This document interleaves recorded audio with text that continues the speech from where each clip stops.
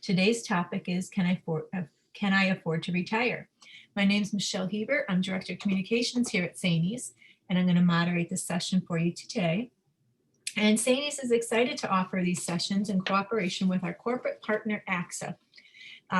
Formerly AXA, now Equitable Advisors, rather. Equitable Advisors has a long-standing presence in New York, and a large portion of their New York client base is built upon the work they do within the public education system. Through Equitable Advisors, Saney's members can receive competitive insurance rates and a full array of retirement services, including a complimentary financial profile for Saney's members, which we urge you to take advantage of. This is a great benefit of membership.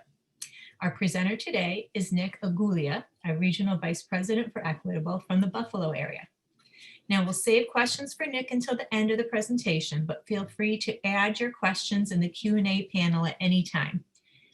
Our Q&A time today is best used for general questions, but please know that Nick and his colleagues at Equitable are available at any time to answer your personal and confidential questions. You'll find the contact information for Nick and other regional Equitable representatives at saneys.org. And at the end of the program, I'll screen share the Saney's website and show you where you can find that real easily. So we're also recording this session, and it will soon be available on our website as well. So with that, I will turn it over to Nick. Michelle, thank you very much for the introduction, and blown away right now by the number of participants on the call. So thank you everybody for joining. I know this is a very hot topic right now, number one, and number two, I know a lot of people are just happy that 2020 is over with and looking forward to the new year. So again, Happy New Year to everybody, and thank you for joining. Real quick, just a little legal disclosure notice. Anything I talk about today is just meant to be a little bit more of a generalization. It is not intended as a specific financial or a specific tax recommendation for you. It is meant to just be some things to think about and things to maybe consult with a personal financial planner, somebody with Equitable, or a personal financial planner that you already have, or a tax advisor on. So kind of diving right into things, a few things we're going to be talking about today. Really just going to be the advantages of smart financial management, overcoming obstacles to success, some financial management components. We'll touch upon retirement planning, risk management, pension planning, investment strategies, tax reduction strategies, a little bit about retirement programs, different programs that are available out there, as well as how to get started.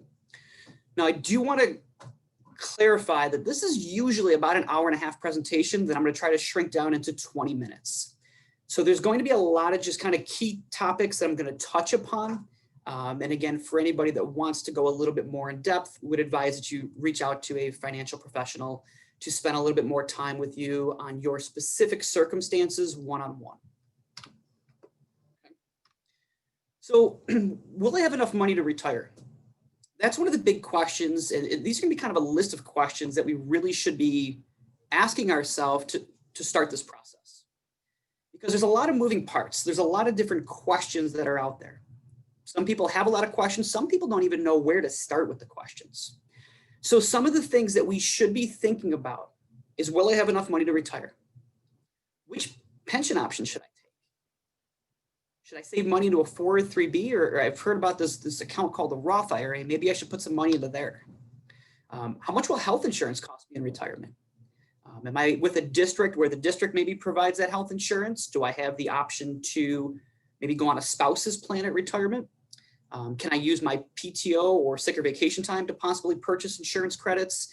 So there's a lot of different options that are out there. Understanding though the costs and how it all applies to each individual circumstances is extremely important. Health insurance is also going to be one of those areas that's going to be a little bit harder for an advisor to project, mainly because we honestly don't know what the health insurance climate is going to look like, say 2 years down the road or 4 years down the road. So there may be some changes upcoming, and it's really important, again, to make sure that you're working with somebody who has their finger on the pulse with those changes to health insurance, so that any upcoming changes doesn't have a negative impact on your overall financial plan. How much is Medicare? When am I eligible? Where do I sign up? When should I take Social Security? This is always a hot topic. Do I take it early? Do I delay it? We'll dive a little bit deeper into that in a little bit. For some people, we're in situations where maybe a ex-spouse is entitled to a part of the pension. How will that affect me? How do current events affect the markets? How do they affect my personal retirement savings? Am I saving enough money? All different questions that we should be thinking about. And then more towards on the back end, what happens if I need long-term care? Maybe I took all these steps in my 20s and 30s and 40s and 50s and did all the things I feel like I should have done. We checked all the boxes. But what happens now on the later end of our life? What happens if we need some sort of assistance for healthcare matters? Are my assets protected? Are my heirs, my beneficiaries, are they going to be able to maybe reap some of the benefits of what we worked so hard for? Or is the state going to swoop in and maybe force some of those assets to be garnished or taken away or liquidated? So these are some of the big questions, big topics we should be thinking about. Now, there's really two approaches to financial planning, to retirement planning. One is going to be more of the common approach. And the common approach is just where really throughout the course of somebody's life, they acquire random financial products, random stuff. Maybe it's a 403B from somebody that was sitting in the cafeteria with a sheet pizza one day that you signed up for. Maybe it was a couple of stocks that you inherited from a aunt or uncle that maybe unfortunately passed away. Maybe a couple life insurance policies from a friend that was in the business that set you up for some insurance. All of these random financial products make up that fancy financial buzzword that we hear called your portfolio. Sometimes people don't realize, or they don't think of themselves as having a portfolio. But any investment, your pension, your Social Security, 403B, Roth IRA, all of these things, they make up that financial portfolio that somebody has. But when we do things this way, when we just kind of acquire stuff, unfortunately, that dictates our strategy. As you're well aware, it's not a very stable foundation. So the more professional approach to financial planning, working with a financial professional, some of the things that they should be helping you out with is to come up with that steady foundation. A nice, solid rock brick foundation, poured concrete in some cases. What is our goal? What is our strategy? When do we want to retire? What do we want our retirement to look like? Do we want to travel? Or are we content with maybe Thursday night bingos at our local church? Everybody's different. There's no right or wrong. There's no right or wrong as to how somebody wants to live their life and live their retirement, but there is a right and a wrong way to go about planning for it. So starting with that strategy and knowing where we want to be is very important. Then from there, that's where we would then recommend a financial professional to look at somebody's overall portfolio. So once we know what we want to accomplish, then we take a look at what we already have in place. And if what we have in place lines up with our goals, then maybe we're golden, maybe we're all set. But if there's some tweaks that need to be made, that's where we need to then start understanding and exploring some different options. Okay.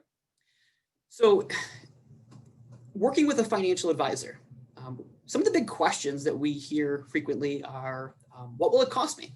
What will it cost me to work with an advisor regularly? Not just somebody who maybe set up an account for me, but what will it cost to work with a financial planner? And I will say this does vary firm by firm, location across the state, but for the most part, most financial advisors, financial planners, there is no cost out of pocket to have a financial advisor help you to come up with a plan for Social Security, to come up with a retirement plan, to help you figure out where you are today and give you some tips and goals on where you want to be.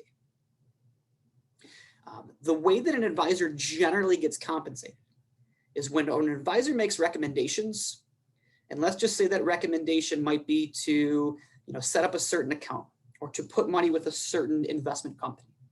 The advisor gets compensated from those companies in most cases, keeping this very generic.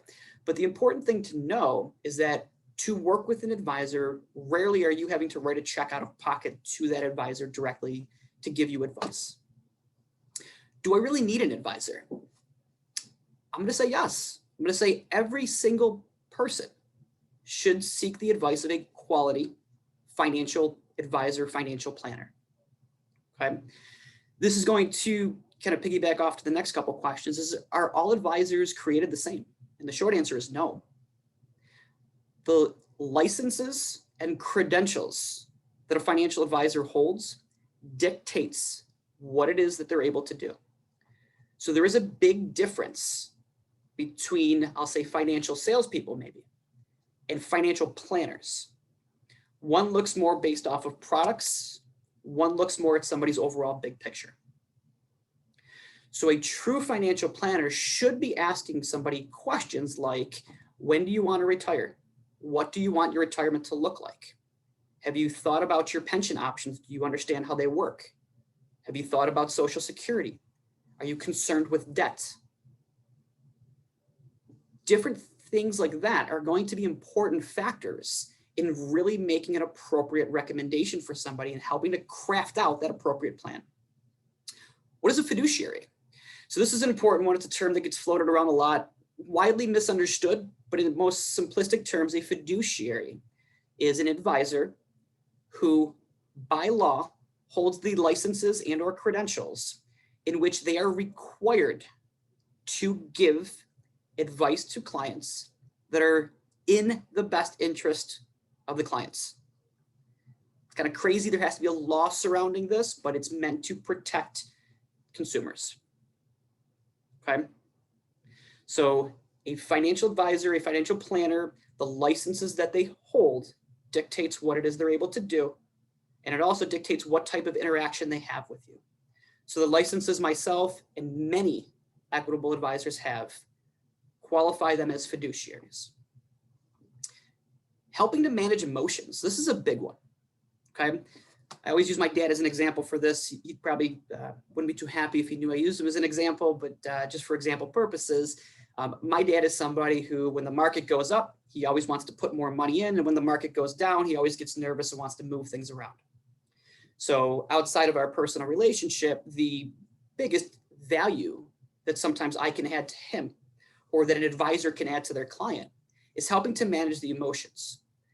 Because with everything going on in the world right now, economically, politically, socially, it's very easy to open up Facebook or another social media app, or to turn on the TV and maybe to feel anxious, or maybe to feel concerned. Other people might feel ecstatic. I guess it just depends. But those emotions can have a negative impact on our overall financial plan if we are not looking at the bigger picture and not looking at what our ultimate goal is, and we're just trying to make changes and make decisions based off how we feel. It really can be catastrophic to somebody's overall financial plan.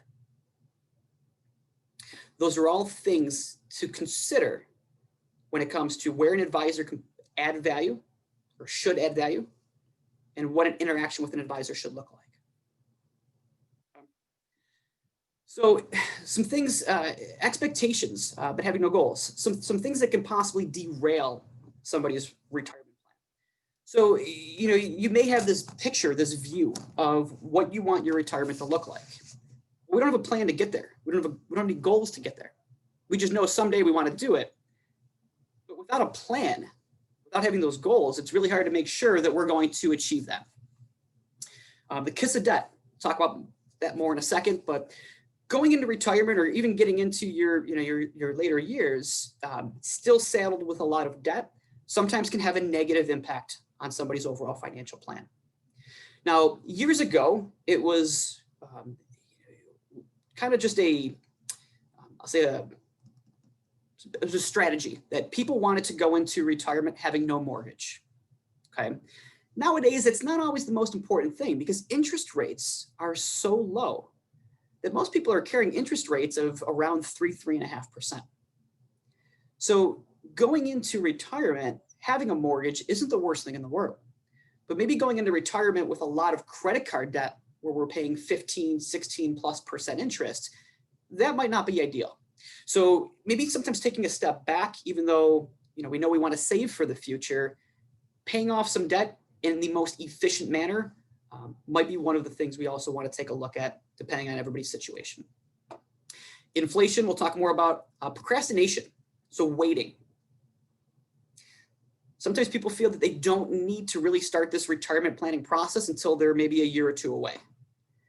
And, you know, I use the poor dad joke sometimes that financial advisors, we are advisors, not magicians. We can't just make something appear for somebody that's not already there, that they haven't been working towards. So the benefit of taking a step back and starting a sound financial plan when you're maybe 7 years out from retirement or 10 years out or 15 years out, it just gives more wiggle room and it gives more time to be able to help achieve those overall goals. Waiting too long to understand the New York State pension options. This is another big one. A lot of people don't really pay much attention to the New York State pension and the different beneficiary options associated with it until they're 3 or 6 months out from retirement, or until they go through a state-run seminar maybe. And they're great, don't get me wrong, but the problem is that the longer we wait, we're sometimes backed into a corner. There's a lot of options out there that individuals can use to protect their pension, to pass their pension on, that are more cost efficient and more tax efficient maybe than what some of the options offered through New York State are. So understanding and being able to explore these options well in advance just helps set people up to have the most well thought out and customized retirement/financial plan for themselves. Not understanding how taxes work in retirement. So this is a big one. One of the biggest complaints that I hear from retired educators and administrators, and really a lot of just retired state employees, is how they didn't realize how much taxes they were going to have to pay in retirement. So for many individuals, you're going to have a taxable pension, taxed federally, not taxed by New York State, but you know, that federally is the bulk of the taxes anyway. So federally taxed pension. At some point, you're going to have a federally taxed Social Security. You have a federally taxed and state taxed 403B. Maybe there's rental income that's taxed. Maybe some other sources, part-time jobs or other taxable income. It's not uncommon for a state employee to retire having 3 to 5 sources of taxable income.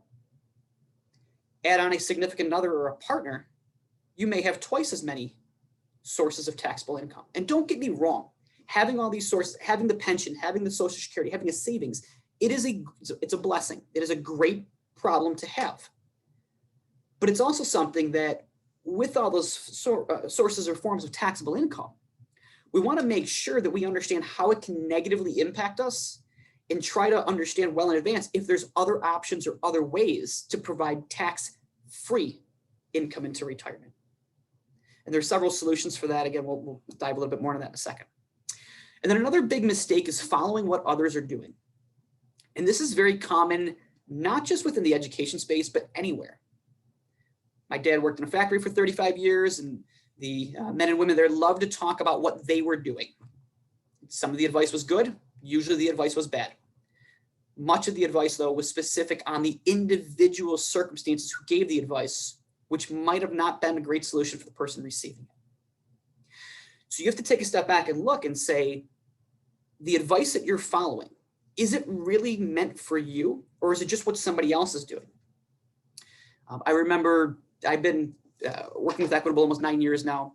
And I remember when I first started, I had met with somebody one time who had kind of told me what they were doing. And I asked how they came about that strategy. And their answer was that their dentist, who has a lot of money and drives a BMW, that's what their dentist was doing. So they wanted to do what the dentist was doing because they perceived the dentist as being well off. Okay, I can respect that, but that's probably not the best approach for that individual. Just following what somebody else is doing blindly and not understanding how it impacts their situation.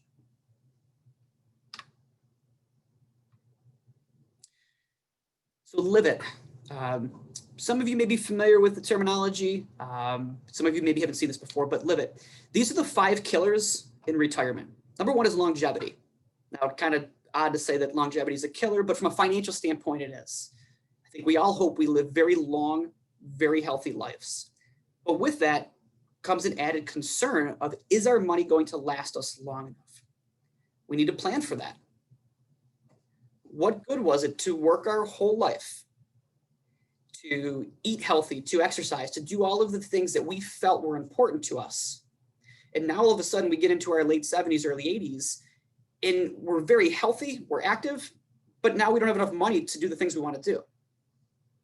So longevity is something that really needs to be calculated into somebody's overall equation. Interest rates. Low interest rates are wonderful when you are looking to buy a house, when you're looking to buy a vehicle. Low interest rates are killers for people that are in retirement because it's very hard to invest your money conservatively or safely and generate any type of interest right now because interest rates are so low on savings accounts, on CDs, and they're going to be that way for the next few years. So calculating that in the equation is extremely important. Volatility. Markets going up and down. Are we set up appropriately? Are our investments set up properly? Do we understand how they're set up? Did we set our investment portfolios, our 403Bs up 10, 15 years ago when we were 10 to 15 years younger and haven't really made much changes since, haven't had much interaction since? These are things that are very important. Volatility is not a big deal when you're in your 20s or your 30s. When you're in your 40s or 50s or 60s, making sure we have a little bit more of a smooth ride with our investments allow us to get a little bit more slow and steady type of return without us having to lose sleep at night. Inflation. This is another killer. We've been fortunate. Inflation has been pretty tame recently, but inflation on average runs at about 3% per year.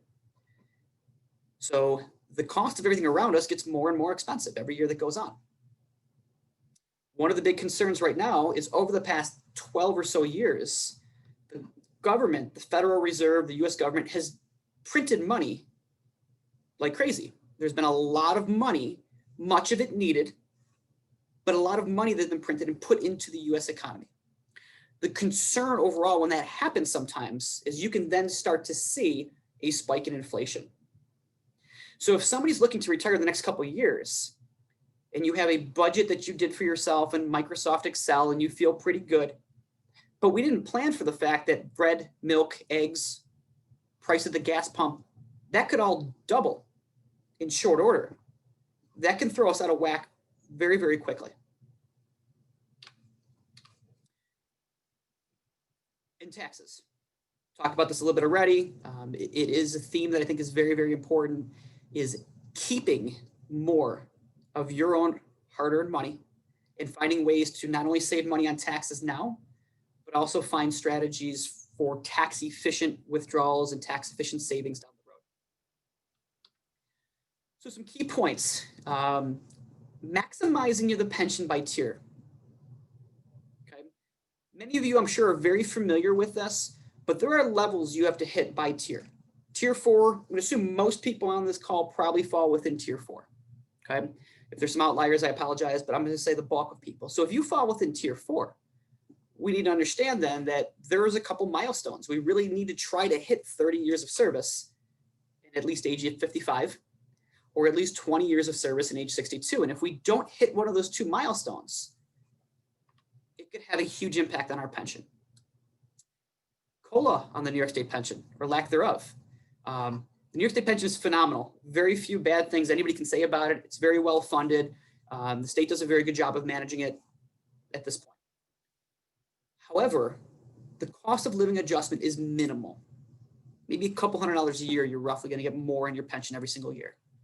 So when you look back to inflation, if we say things are going to get more and more expensive every year that goes on, but our income's not going to go up to match that, we need to have other private savings, other options, other plans to make sure that we're supplementing that increase of expenses that we are most likely going to see in retirement.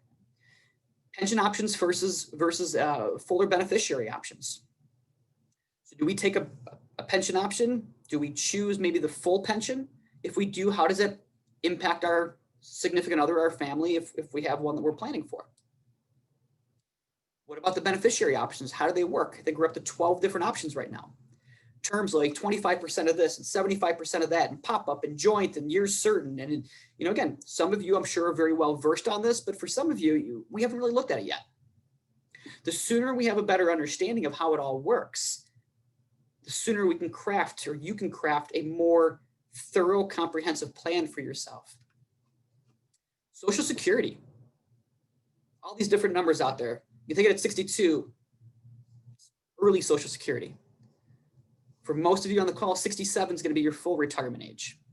Delayed Social Security would be 70. Every year that you wait, your Social Security goes up. What makes the most financial sense? The numbers I've seen many, calculations usually are about age 80 is the break even.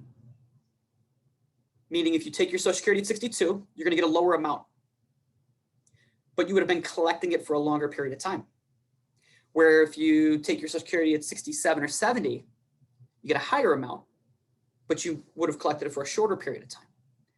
So age 80, give or take, being that break even means that if we passed away prior to age 80, it made more sense for us to take it early. Where if we live longer than 80, maybe it made more sense for us now to delay it a little bit longer. The problem is nobody knows. It's not an exact science. So really it just boils down to maybe looking at somebody's overall financial situation, figuring out what other assets there are, and also then taking a look at family history, and longevity also plays a factor into that as well. Again, I'm flying through some of these points just for the sake of time, so I do apologize, but these are just some things to start thinking about. And I think to start maybe, if you're not working with an advisor who's doing a financial plan for you, maybe seek one out, or if you have one already, these are some things maybe to go back and talk about. I'm going to fly through this one real quick. So just consumer debt, bunch of different options when it comes to paying off debt. I think paying off debt is a very personal decision. It's also a very psychological or what we call behavioral financial decision. And that's just where, number one, we need to be ready to pay off debt. Some people have debt and they don't mind having debt. That's okay. Other people have debt and they lose sleep at night over the debt and they get anxious about it. And that's not okay. So that's where we want to kind of help craft a plan to alleviate some of that stress and pressure. Because somebody's overall finances really has an impact on their overall physical health as well as their mental health. So making sure that we have some sort of a game plan if we feel that we're in a point where maybe we feel like we're underwater a little bit, or we just see these credit card numbers or student loan numbers, figuring out a plan to get out of this, figuring out a budget, and how can we stick to this, and what are some efficient practices. Another thing that a good advisor can hopefully add some value on as well. Okay. So, one of the things, there was a commercial, I don't know, I'm probably going back 10 years ago now, there was a commercial that was all over TV for a while about what's the magic number, right? What do we need to retire? $1 million, 100,000, 250, 500? Short answer is the number is really specific for every single person in every single household. So sometimes I'll talk to people and they'll say, well, I really want to have 250,000 in my retirement account when I retire. And my answer will always be, hey, that's great, but why? What's the reason? And a lot of times the answer is just, I don't know, it's a big number. It looks pretty. I want to see the 250. There's no real science behind it. There's no real planning behind it. It's just a number that somebody wants to try to achieve or accomplish. So, again, taking a step back and understanding exactly what we would need and why we need it and what we're working towards, we keep going back to the same point of this is where a financial plan and not just winging things makes the most sense. Talking real quick then about investments and different risk. So for many of you that have investment accounts, pretty familiar, it's pretty basic, but generally the lower the risk you take on, the lower the potential return. Or the higher risk you take on, the higher rate of return. It doesn't always work this way, and this is something we always try to caution people on, not to mention the emotional part of it plays a factor. So if somebody gets nervous and anxious, which there's nothing wrong with, but if we get a little nervous or concerned every time the markets go up and down a little bit, when the COVID closures started hitting back in March and we saw the stock market drop substantially in a very short period of time like we did, how did we feel? Were we nervous? Did we want to make changes? Did we make changes? Did we write things out? If the answer is we wanted to make changes, we weren't comfortable with it, well, now everything has come back up. So now it's very easy to look at it and say, oh, well, no big deal. I made all my money back. But we got to remember how we felt back then. And if we were nervous and concerned about it, we probably should sit down with somebody and readdress the level of risk that we're taking on. Diversifying. So let's not put all our eggs in one basket. Let's make sure that we have a variety of different baskets.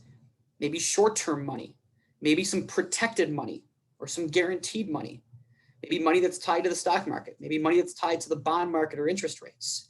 So we always want to look at our asset allocation and use several different models, several different types of strategies or asset classes when it comes to building out our overall plan. And these are things, again, that working with an advisor would be able to help you out with, or should be helping you out with. And then dollar cost averaging, and this is no trick, this is no secret, this is just really the best strategy. And it's why any type of account that you can actively save into is going to be the best option. So whether it's that 403B or whether it's a Roth IRA, putting money in on a systematic monthly basis allows you to purchase into the market at various times. Sometimes you're buying high, sometimes you're buying low, but it takes the emotion out of it, and it gives you an average entry price, which has been proven time and time again to be the best options for saving for the future. Looking a little bit more in taxes. So there's a lot of investments. There's a lot of options where you can really try to minimize your tax burden using different investments like municipal bonds.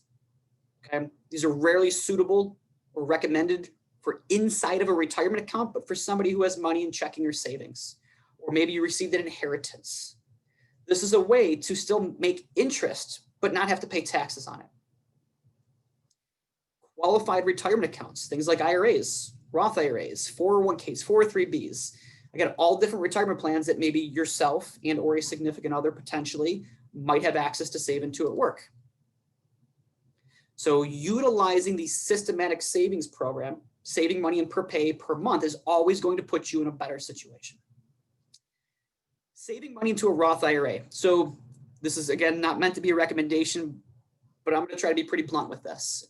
Most people, most state employees, if you qualify, should be doing a Roth IRA. The benefit of the Roth IRA is all of the money you put into it is 100% tax-free down the road when you retire, plus all of the interest is tax-free. So as I talked about taxes being a big detriment to somebody before, if you put money in your 403B, you have money from the pension, you have money from Social Security, all these other sources that are all taxable. Roth IRAs are tax-free, unreportable money. So you can pull that money out and keep all of the money you have in there. So if we happen to see a period of time, which is more than likely, where tax rates start to go up, if you have all your money in just a 403B, it's going to negatively impact you, because every withdrawal you take, you are going to lose more and more of that money to taxes. Where money that's in a Roth IRA, it's 100% tax-free.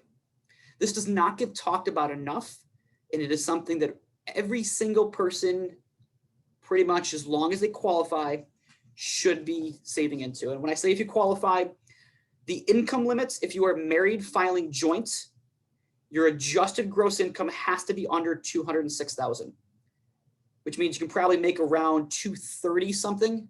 And after the adjustments, you'd still be able to participate. And if you're single filing, you're looking at about 150 something is the range where you could earn and still be able to save money into the Roth IRA. So it's a great tool to add value. I know I'm kind of pressed on time here, so I'm going to fly through some of the other things. Things to think about, where to start. So number one, work with a financial professional. And a good financial professional. This may be somebody that you're already working with, or it may be time to maybe look outside, look for somebody who focuses more on financial planning. Okay. One of the things I've learned during the last 12 months, I am a horrible 5th grade math teacher. I have 3 kids. I was able to help with a little bit, but 5th grade math, that's my kryptonite. So I know what I can do. I know what I'm good at. I know what I'm not good at. And I think same thing for a lot of people. Sometimes it's hard to admit the things that we're not great at. And sometimes if there's things that we're not great at, we don't want to admit it. And sometimes we don't want to, or we're scared to take the next step, or we don't know where to start. Well, the first step is going to be sitting down with a financial professional and laying out what your goals are.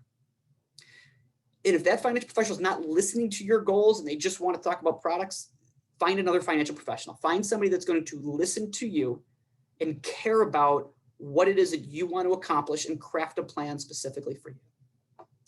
Having a retirement plan done, I'm going to spend the last 2 minutes just showing that real quick.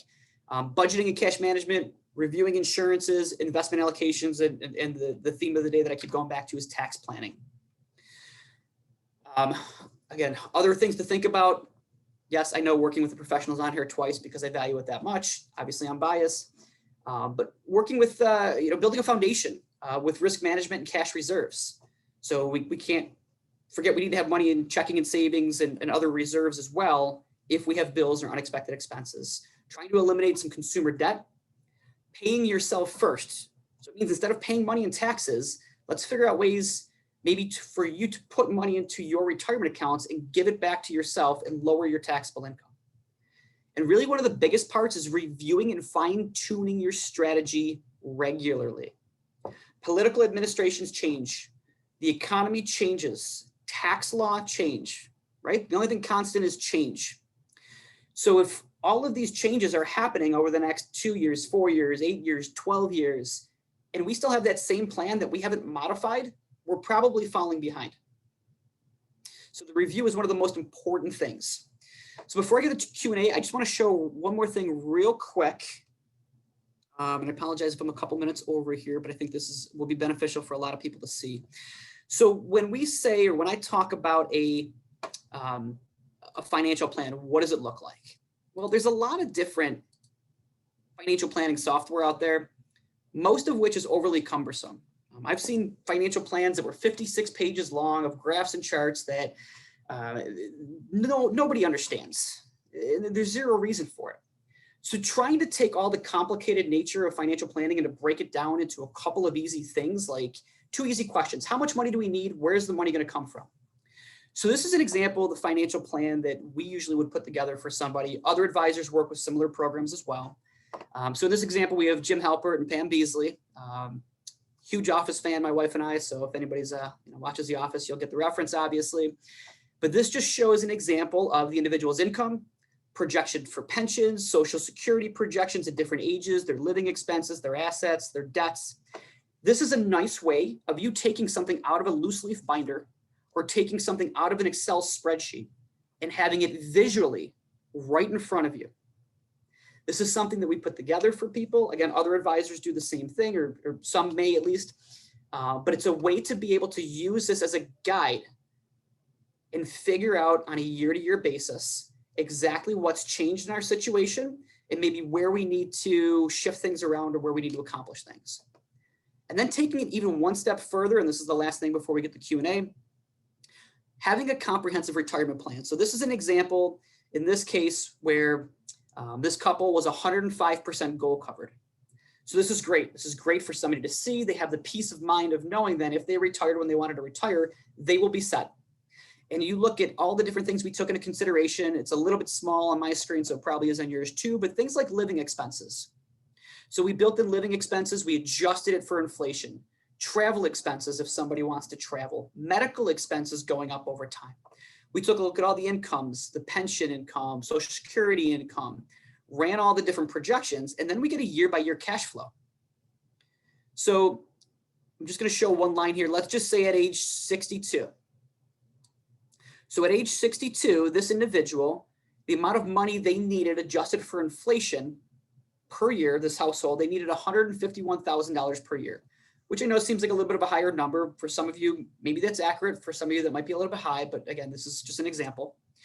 And then we look at it and say, where is the money coming from? So this column here is going to be Social Security income, pension income, or other incomes. So this person now is a little bit of a shortfall. So that means in this year, they needed another $3,000 roughly to pull out of a retirement account to meet their overall goals. But we can then go through a lifetime and we can see exactly how much money people need to live off of. We can see the last column is going to be the amount of assets that they still have left. And in some cases, we identify early that the person's not goal covered and they've run out of money. Let's just say it's 75. Well, if this financial plan was done for somebody in their 40s or 50s, we have a little bit of time to make recommendations, to give some advice to help to overcome those obstacles. And again, it just all starts with seeking advice and starting with a plan. So I'm just going to switch screens back. And Michelle, that was pretty much what I had for today. So if there's any questions and there was still a little bit of time left, I'd be more than happy to try to answer those. Okay, we do have a lot of people who hung on with us. And here's a question that probably a lot of people have. Brian asks, if we have a traditional IRA, is it cost effective to convert to a Roth? I am 51 and plan to retire at 57 with 30 years. Yeah, I love that question. So converting to from a traditional IRA to a Roth IRA is a great strategy. However, whether or not it's efficient or not is going to depend on somebody's overall income.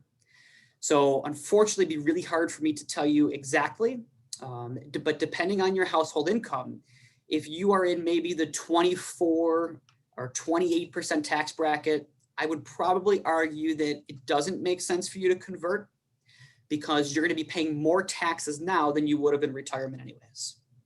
But if we are in a little bit of a lower tax bracket, then maybe it makes sense to do so. And again, whether somebody files single or married, that plays into consideration.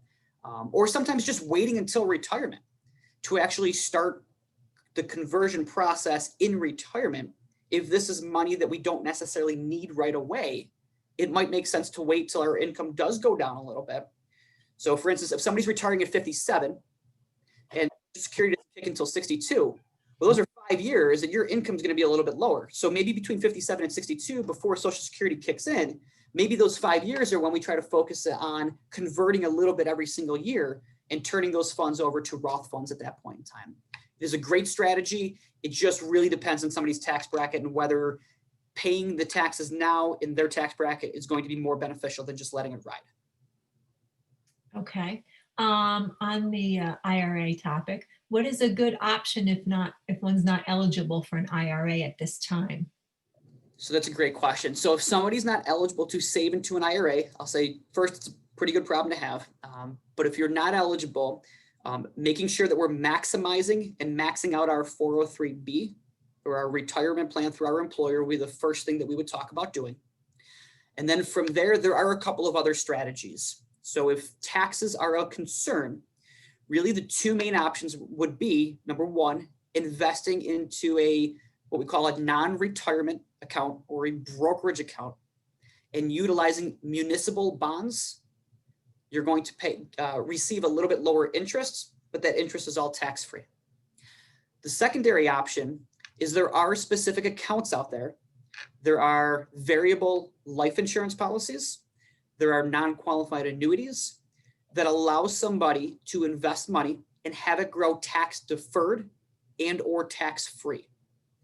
So ultimately, when it comes to investing as a whole, if we can utilize vehicles to save money on taxes, it's almost always going to be a better solution than to pay the taxes on it. There's actually a book out there.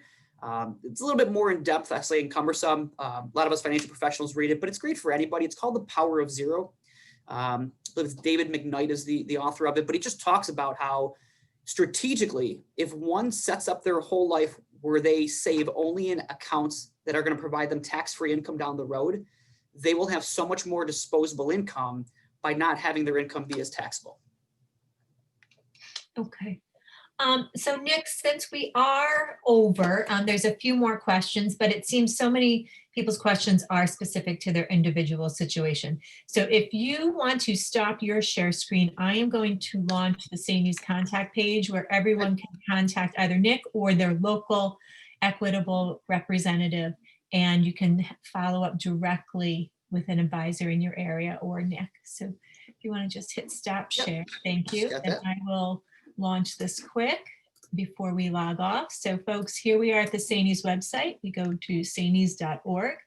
If you go to resources, you will see Equitable Services. And this is where we host this recording as well as past recording. But importantly, click here, find an Equitable advisor, and you will see the contact information for your area. So I think that's important for everyone to visit and follow up with your Equitable advisor, or you can specifically call Nick. So I think that's it for today. Anything else, Nick, you want to close with? No, I just wanted to, first of all, thank you and thank Saney's and thank everybody for joining the call today. Again, I would have loved to have gone a little bit more in depth, but with the sake of time, I know I already went over. So hopefully I was just able to give people some things to think about. And if I can just leave with one thing is, if you haven't started a financial plan yet with somebody, I would just encourage you to reach out to somebody. Again, us, another financial advisor that you guys know, just somebody who's going to focus on being able to help you out with the bigger picture. The longer you wait, the longer you, put it off. You're setting yourself up for a lot of guesses and chances where the sooner you start the process, the more comfortable you will be with the plan that you're able to put in place. So thank you again for everybody for joining, and thanks Michelle for having us. Okay, thank you. And again, feel free to follow up. And we're sorry we didn't get to your particular question, but follow up with Equitable and you will get the answers you need. So everyone have a great weekend. Bye-bye.